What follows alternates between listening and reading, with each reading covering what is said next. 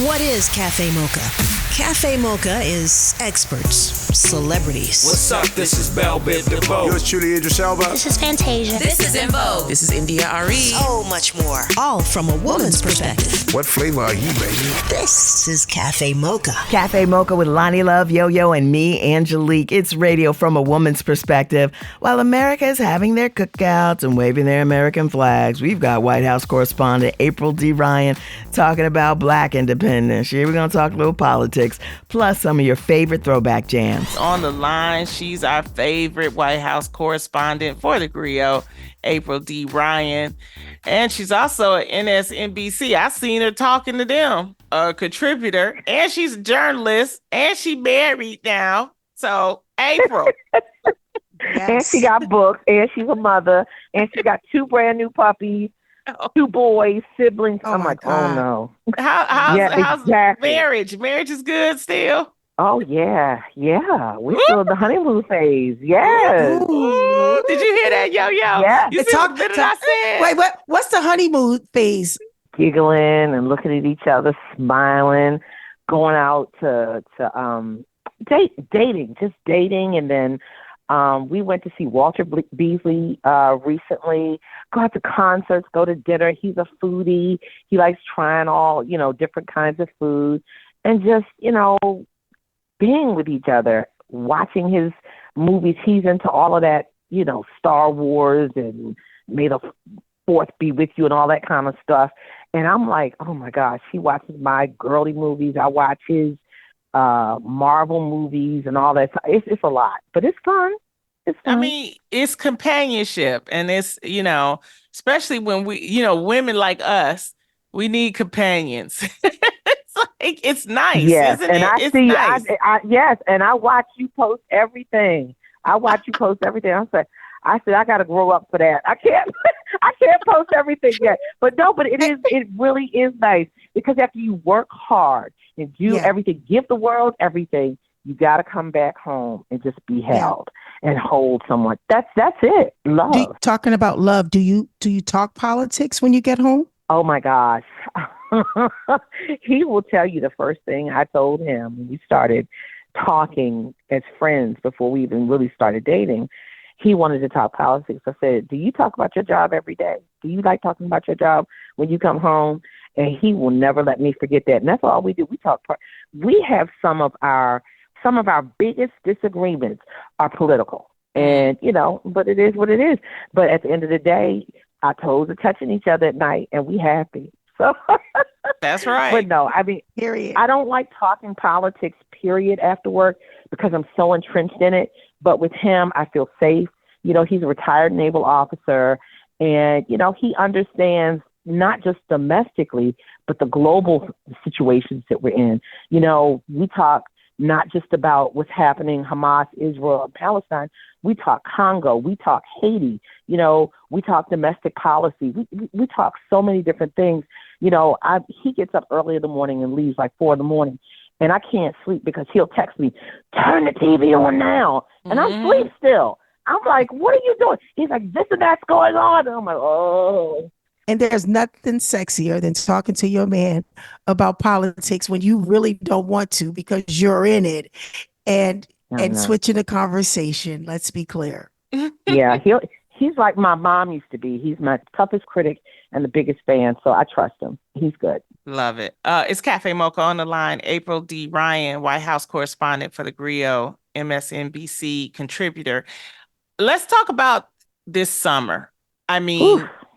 It's a lot happening, April. It's a lot going on. Let's start, first of all, with what's happening with the 2 candidates. I mean, we've been seeing polar opposites for the last 3 presidential elections. It's like the moral compass of this country versus you're taking stuff away from me versus we don't want your kind here. That's what it's boiling down to. Us versus them, racism versus the moral compass. And it's just really ridiculous.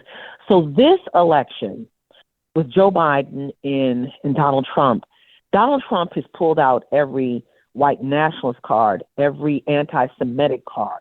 He's pulled out a lot of cards, every anti-Black card, even though he's making sneakers so we can buy and, saying that we relate to him because he's indicted. Ugh. You know, people have to understand, no matter what president, historically, we are a community with the highest numbers of negatives in almost every category. And if you sit out, you're more of the problem than you are fixing the problem. I'm not telling you who to vote for, but you got to get in the process to change it. And who's to say, even though you may not like Joe Biden now, who's to say that you can't hold him accountable and let him know what you don't like and you want him to fix? The squeaky wheel gets the oil. That's when things change. And here we still have trouble in the United States. People are having a problem with that because they are not embedded in this political realm of things. They don't understand what's going on in the political realm. They are just talking about what they see in front of them. Yeah, let me tell you this, and that's a very good point. When you have these extreme groups, it's because people don't feel covered by government. When Barack Obama became president of the United States, we had more people running into social media, just happy and engaged in the process, because many people felt like they were left out of the process, right? Oh, we got a black man who looks like us. And, one of the things, he was considered a rights president, but one of those things that swept through his presidency was the fact of policing, accountability in policing. Because remember, it started when Skip Gates was profiled early on in his administration. Then our soror, Sabrina Fulton, Trayvon Martin was killed. And he said he could have been my son. And people were like, what does he mean? What do you think he meant? He's a black boy, and that's a black man.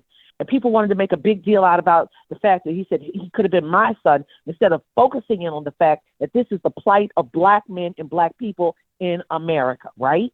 And it just kept on going. And then the juxtaposition of the first black president, people were so angry. They were like, oh my God, we can't do this. So you get somebody the polar opposite of Donald Trump, who covered those people who felt like, they weren't covered. The white male who didn't go to college maybe, and who felt that they connected with Trump. But I guarantee you they will not be able to stay whatever he owns.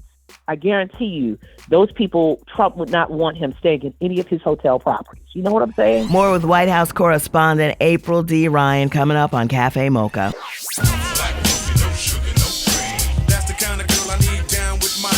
Standing in solidarity from a woman's perspective. It's Cafe Mocha. Cafe Mocha. It's the 4th of July holiday. We're talking to White House correspondent April D. Ryan about Black America during this Independence holiday. Let's talk about the young people on the vote. President Biden is trying to ban TikTok. How he gonna get voters? He banning TikTok. Oh, girl, let me tell you something. My kids, I mean, they do all these little TikTok dances and the TikTok challenges and stuff. I'm like, Lord, there's going to be an uprising in my house. I mean, but really, seriously, and this is a serious issue that impacts young people. We have seen over time that young people have held up governments, changed the dynamic of governments because they took Facebook away, a few years ago in different countries. Or anytime there is a threat to take social media away, there's an uprising by young people. But it's not just young people who use TikTok, it's businesses too. That thing is a powerful tool. But here's the crux of it, and this is what people have to understand.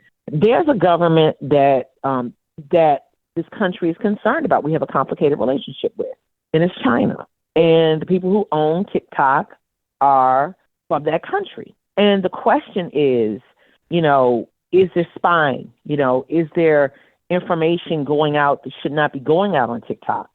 And that makes sense. It's a national security issue. It's a personal security issue as well. But the average person doesn't understand that. They look at, hey, I'm dancing, I'm doing this, I'm watching people. This has nothing to do with politics. It has everything to do with politics. And it also has everything to do with your entertainment. The two are meeting. Now, the question is, if you can get an American buyer, it's fine. But if you can't, it's in trouble. Wow. I mean, and also talking about the young vote, let's go back to Cardi B also Yes. Amber Rose. Right. First of Yes, all, I saw that. yeah. Do you think, I think that I don't know this to be true. This is just me thinking with the Amber Rose situation. Do you think that she possibly is working with Donald Trump for a check? Ooh. Let's go deeper.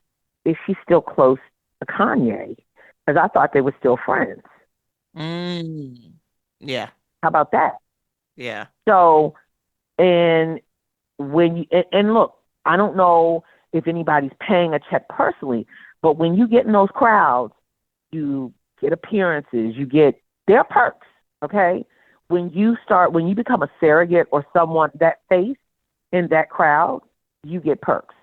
So, people didn't really care about politics, like you said, April, until Barack Obama got into it. You saw black folks. Yeah. Black folks didn't really get involved. We really didn't care about politics, especially in the urban community. Exactly, because Black folks knew how to figure it out.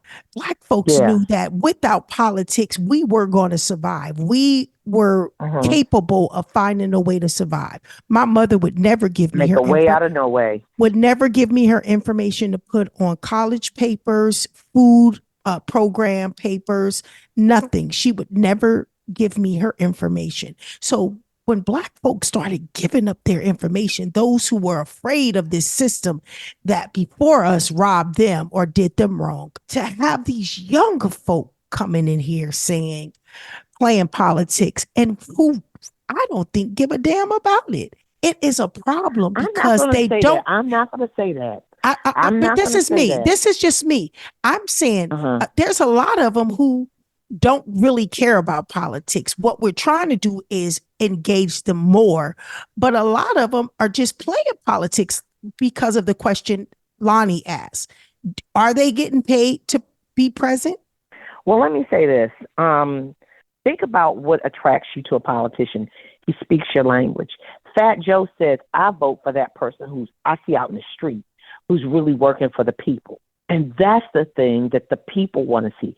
Somebody that you can relate to, somebody who breaks all of that cerebral, thus thou art, wherefore there is, down in layman's terms, in common speak.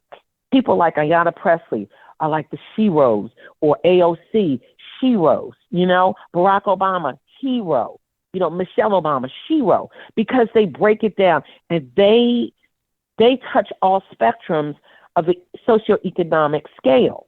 So when people feel like they can relate to somebody, that's one thing. But also, and that's specifically for young people. But here's the thing for young people, don't count them out. Because let me tell you something, when we have any movement, it's young people that change the dynamic. And young people who are changing the dynamic. These college kids, like on the campuses, during the school year, these sit-ins, but it wasn't HBCUs, because guess what? The president of Morehouse said something so profound. He said, what leaves these schools now is politics and money. He says it's 5 donors that can shut down a lot of these Ivy League schools because of the wealth that they have. HBCUs don't have 5 donors that can shut down those schools. So that's why you're not seeing that fight between the students and the donors. And also these students understand, I can protest, but I need my degree. This is why I love Cafe Mocha, because the mothers who listen, the young teens that listen, and the mothers who go home to their kids who know nothing about politics. This is why I love Cafe Mocha, because they don't know what to say. Anything we talk about on this radio station, it matters because some people are not deep enough to dig deep enough. So we need to allow them to understand why it's important to vote. Why it's important, because some people don't dig deep enough to even get that deep because it's too deep for them. The thing is that when you don't teach history properly, when your biggest thing is the beef between Kendrick and Drake. When who you going for? And who you going for? When your president was Black, a lot of people have forgotten that beef history. is done. Right. That like they don't, people have forgotten, all the roads that we have taken, which Dr. King wanted us to be able to have this justice and all the civil rights activists, but people aren't paying attention to the laws that's being passed, like the DEIs that's being shut down. And a lot of people don't understand, Lonnie, that we have no choice. People want to make it seem like we have a choice. Oh, we have a choice. No, Biden is our choice. Excuse me. Well, you have Biden, you got Trump, and you also have Cornel West in some states. Would you stop? Would you stop? Well, I mean, it's true. It's true. But no, and I'm not joking. I'm not laughing about that. But, there are choices. And there are also choices to be involved. When there's an issue that hits you, and that's the thing, DEI, there's an attack on affirmative action. Yes. That is a direct attack on Brown v. Board, the integration of schools. And we are more segregated now than we were 20 years ago. And then on top of that Supreme Court decision, what it did, it talked about affirmative action changing the dynamic in admissions in schools, in college campuses. A lot of these people who brought those challenges, like that conservatives, these right-wing conservatives, took that decision and changed the narrative. Says, oh, it's not just in schools, it's in corporate America. Yep. Corporate America started listening to them instead of understanding the narrative is just about the schools, and people are following that now. So now this Biden administration, along with this Justice Department, are trying to make people understand it's not about corporate America. It was just for schools. And see, that's why we need people to be involved. And Lonnie, you're right. Not just learn history, but learn civics. We're not teaching civics in schools anymore. Mm-hmm. And that's the thing. People need to know what your government is for. The three branches of government. They need to know who their president is. Well, they know who the president, because you see sides F Trump, F Biden. I mean, I think they're equal on both sides. But you know who your president is. But who do you know? Do you know who your vice president is? Do you know who your county executive is or your mayor is? Do you know your elected city officials? Do you know who's the head of your school board? Do you know who represents you in the council, the county council in your district, so that you can, if something's wrong, you can call them? And that's the thing. People don't know. They don't understand the process. Well, it doesn't make a difference. They're going to do what they want to do. No, they don't. If you and like-minded people stand up, I'm not telling people what to do, but I hate hearing that people feel powerless. Yeah. Because that thing that says we the people who are still forming a more perfect union, I believe that. Maybe I'm crazy, but I still do. But you said some powerful things right there, April. How to. People don't know how to. People don't know how to get the cars parked on their street off their street yet. Yes, they do. Lonnie, people, I'm just saying, there's a lot of people. Google. But here's what I'm telling you, that it's that simple. And some people, I'm just speaking, I'm not speaking for Lonnie, you went to college, you understand it. You are very intelligent, not saying that people are not intelligent, but there's a lot of people who are waiting for people to tell them something, waiting I tell on you people that to nasty tell neighbor them next how. door to you. I tell you what, that nasty neighbor next door to you who feels that you shouldn't be parking in front of her house when you pay tax dollars just like she does for that same street, tries to call code enforcement, I guarantee you. And that's when, because I've heard this in Baltimore City and in Baltimore County in my area. People want to say, you can't park in front of my house. The only way you can get somebody not to park in front of your house if you petition the county and get that reserve sign in front of your house, right? That nasty neighbor who calls saying, I've been seeing this truck sitting in this driveway for so long. It ain't got nothing to do with it, but can call code enforcement. All you got to do is pick up your phone book and look at the services in your county, your city, in your municipality, in your state. Find out who represents you. This is so basic, and I'm so upset that many of these schools don't teach this anymore. That's what I'm saying. Lastly, we're gonna let you go, but what happened with the Real Housewives of Congress? What?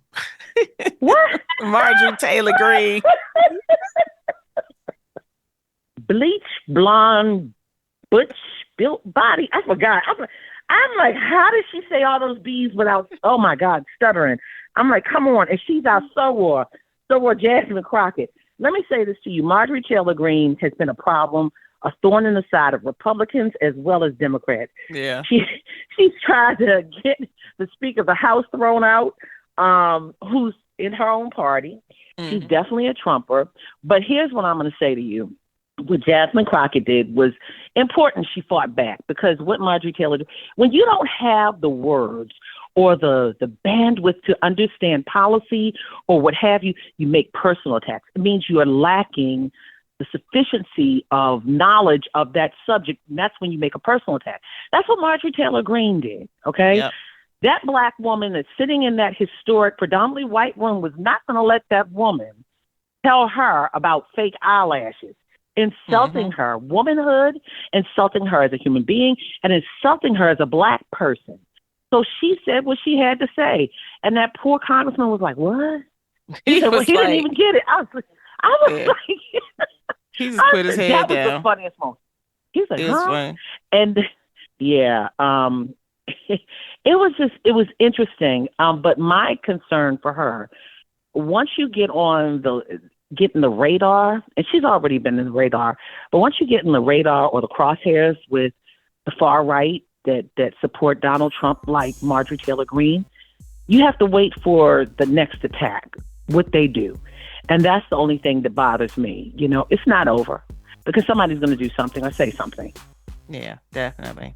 April D. Ryan, she is our White House correspondent as well as the Griots and an MSNBC contributor. Thank you so much for taking time to talk to us.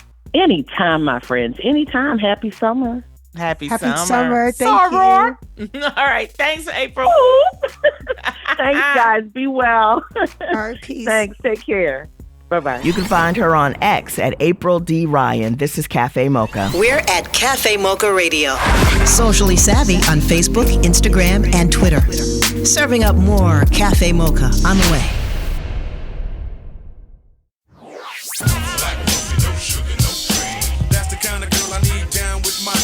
Standing in solidarity from a woman's perspective. It's Cafe Mocha. It's Cafe Mocha. Lonnie Love, Yo-Yo, and Angelique on the line. He's a comedian, an actor, a writer, and producer. You know, he had his breakout role as the TSA agent Rod Williams in the Oscar-winning instant classic Get Out.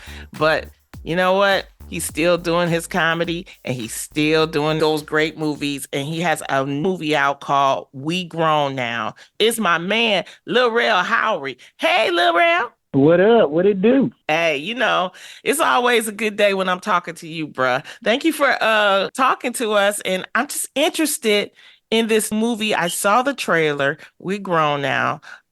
Let's talk about this story. Yeah, I mean, it's set in the 90s in Cabrini Green.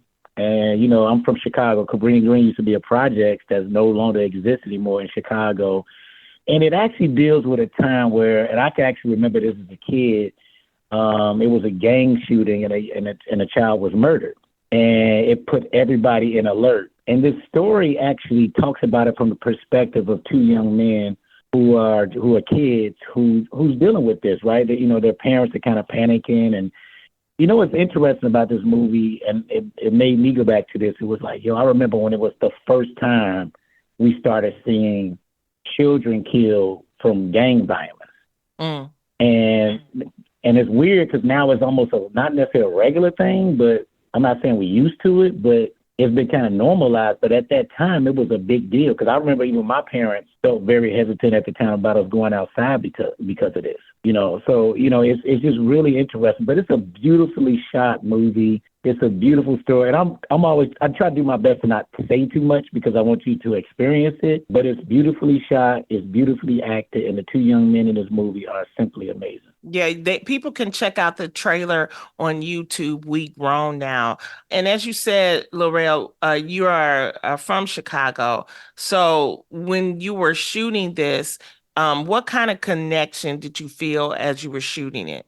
Yeah, it felt like even the way they remade Cabrini Green on the studio lot, it was kind of surreal. I think I had a second where I had to kind of like sit there and because it looked so real. Mm-hmm. And you just remember that time. You know, once again, like the 90s was a very, very interesting time in Chicago and at its height of gang violence, you know, and kind of reliving that and honestly reliving it as an adult and as a dad in the movie was very surreal because I was a kid when it happened. And so to kind of be in this other side of it and looking at it from the parents' perspective, it was like, wow. It was more, not necessarily full circle, but I could understand what my parents felt at the time. It's Cafe Mocha. On the line, comedian and actor Lil Rel. You know, you do so many movies and you've been so successful. When you're taking these projects, what is it? Do you have like, a list of, okay, things I'll do or things I won't do when you're thinking about taking a role? You know something, I don't overthink it because like a lot of times there's a lot of scripts that come my way. And I try to find stuff that I like that speaks to me. And even more recently, I've been doing a lot of stuff with more intention to it. And honestly, I've been leaning into a lot more dad stuff also. You know, I enjoy being a dad. And so it's been very important to me to start being a dad in more of the films and TV shows I'm in. You know what I mean? I kind of want to get my Steve Martin on. I'd like to know, how did you get your start, your overall stand-up career? You know, like most stand-ups, for me, it was a dream to do stand-up. So I started like right after high school, maybe a couple months after I graduated high school. I went to a comedy club that I wasn't old enough to get into at a bar because I was still only like, 18, 19 or whatever. And so, yeah, I found the list and went up and been hooked since then. I was hooked before that, from Richard Pryor to Eddie Murphy, Def Jam, and Comic View. And then by the time I hit the stage, like, I don't even remember how I did the first night I went up. I think I could have bombed, to be quite honest with you. But I don't know, because I was just happy to be on stage telling my jokes. It's Cafe Mocha on the line. We're talking to Lil Rel. You were on Club Shay Shay. Everybody's going on Club Shay Shay. How was your experience, Lil Rel, on there? Yeah, it was, honestly, I had fun. I was very honest, and it's so weird because I think they booked all of us around the same time. So like nobody knew that at the Cats interview it would turn into this thing because before that, you had Ricky Smiley do it and Steve Harvey and Sid and DC Young Fly, and it was just really a dope platform that I thought Shannon Sharp was cool to give a black comedian. You know what I mean? Because he's a mainstream artist. And so he has something where, like, the mainstream can get to see a real conversation with black comics he loves, honestly. Because there's only been black comics on there. Mm-hmm.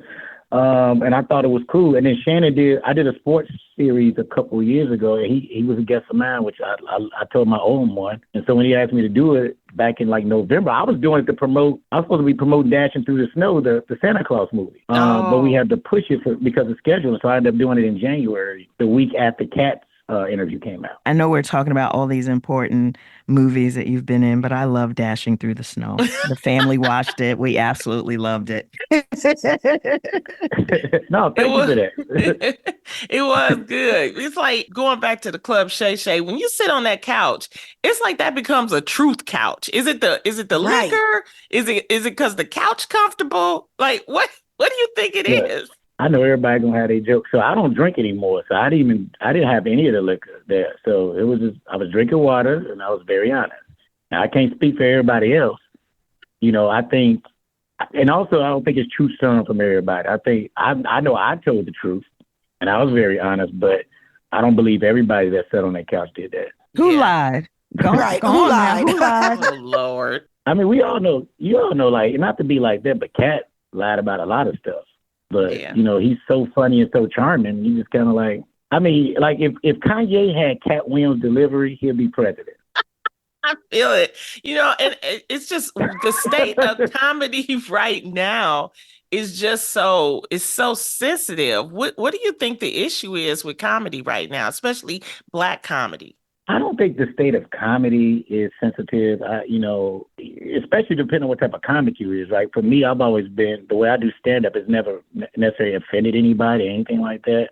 And so I've always told stuff from a perspective, because I love people, right? I could still roast somebody, but they would never be angry at me about it. And I think it's how you deliver things. And being from Chicago, where I think most of the great comics come from, even Bernie Mac could say something really hard, but you didn't take offense to it. And so I think it's the way you deliver things. And then, like you said, black comedy, the reason why black comedy is in this weird place, to be, if I could be really honest, this is the most successful we've ever seen black comedians, right? Like for real. It's like a nice amount of millionaires now. And that didn't even exist 10, 20, 30, 40, 50 years ago. And so now that you have all these successful people and now they're getting older, we actually watching a lot of people who were cool in the 90s become old people. And so because of becoming old people, they're kind of talking crazy. And so like, we experience a lot of dudes going through their midlife crisis. Here's your dose of espresso. Strong, hot news now. This is the Espresso. It's no secret Donald Trump said black people relate to him because of his felony convictions. VP Harris responded. It's insulting for a number of reasons, including he has reduced a whole population of people down to a sum total of what is in his mind who they are. And he's wrong. And remember that pastor in Brooklyn who got robbed during a live stream of his church service? He just got 9 years in prison. Whitehead extracted $90,000 from a single mom in her 50s who attended his church. The horror franchise A Quiet Place has a new film with a black cast, starring Lupita Nyong'o from Black Panther. An audience is really forced to survive their own thoughts as they're watching these movies because it's quiet, so you have a lot of time to hear yourself. A Quiet Place Day 1 is in theaters now. That's the Espresso. This is Cafe Mocha. Radio from a woman's perspective. This is Cafe Mocha. On the line, we're talking to Lil Rel. Lil Rel, you got engaged to your girlfriend. That's my girl, Donella Lane, at the Beyonce show. But it was something happened. Can we talk about this? I told you the story probably about 3 times, but it's so funny because I had it all kind of not planned out. I planned it all in one day, but I had to go to the bathroom before the proposal because this dude spilled. Everybody be so hyped at these concerts. The dude kept spilling his drink on me. He kept doing it the whole concert, and I get it because Beyonce be lit. So everybody energy, they doing all this stuff.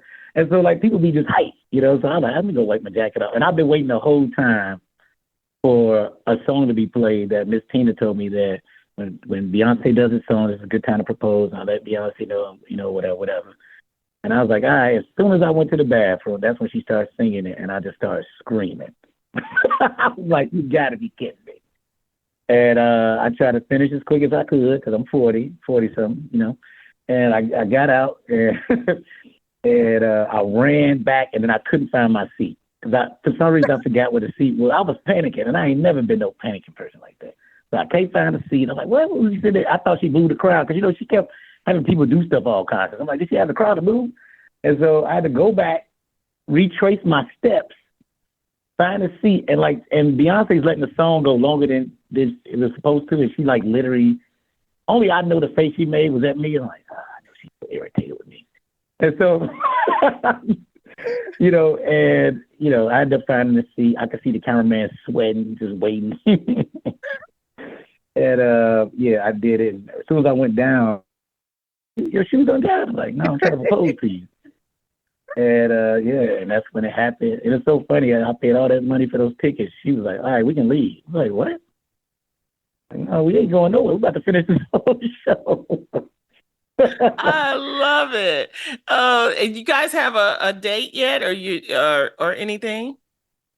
You know something? I keep telling people this. We might just pop up married soon. Mm-hmm. I'm like, wait, when that happen? And just throw. This is what I would like to do. And at the end of the day, it's whatever she wants to do. We've both been married before, but the first time she got married, she didn't have a real wedding. So she kind of wants that. Yeah. But at the same time, for me, it's like, look, let's just get married and throw 3 parties. Three? Why 3? One in Chicago, one in Mississippi, one in Chicago, one in LA. and it is what it is. I love that. I love He'll still that. save some money. He'll save a lot of money doing it that way. And you'll remember it. She can wear 3 white dresses. We should celebrate wedding anniversaries like weddings to me. I think we got it all wrong with celebrating, making a wedding a big deal, and it's like we're not sure if it's gonna last. I think it's a bigger celebration when you like, okay, it's been a couple years. Let's get you a white dress. Let's everybody. Let's do it big because if we survived. Definitely. Catch Lil Rel in his new movie, We Grown Now. It's Cafe Mocha. Want a little more of our flavor? Stay right there. It's Cafe Mocha. It's Cafe Mocha on the line, Lil Rel. And you have another movie coming out, Harold and the Purple Crayon, August the 2nd. Let's talk about that real quick. Yeah, that movie is going to be... So I screened it for my family a few weeks ago, and they absolutely loved it. It's such a great family film. So kids are going to love it. I think parents are going to love it. And I'm not even just saying that. I try to be as honest as I can about the stuff I do. And I'm telling you, it's really good. And I'm very proud of it. I love any movie I can show to my whole family. And that's what this movie is, that I think people are going to enjoy. I can't wait to see how people react to it this summer. And as we close, Lil Rel, you're doing so many great things and you've been in so many great projects. When you were starting out in comedy, did you ever think your career would blossom the way it's blossoming? I always believed the vision that God showed me about myself, but it wasn't specific, right? It was just like I could only feel and see that I'm gonna do what I love to do. Now, did I envision all the other things that came with it? No, and that's what makes it beautiful. I love that I can't guess how I'm gonna be blessed.